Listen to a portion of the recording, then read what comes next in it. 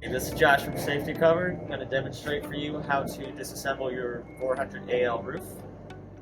First, what you're going to do is you're going to want to unscrew your roof clips, your inside roof clips that we provide for you in the hardware package. Go ahead and do that now.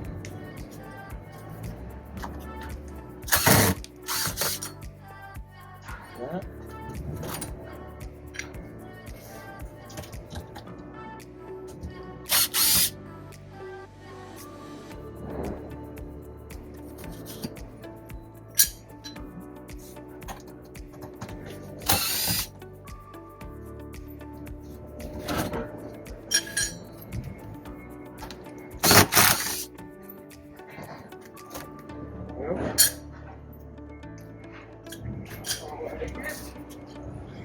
And step 2, in each four corner, you're going to want to unscrew that as well.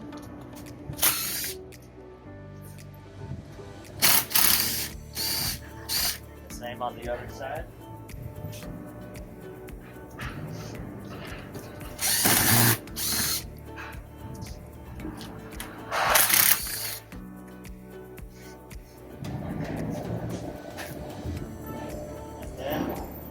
If it's too heavy to lift, have a partner help you.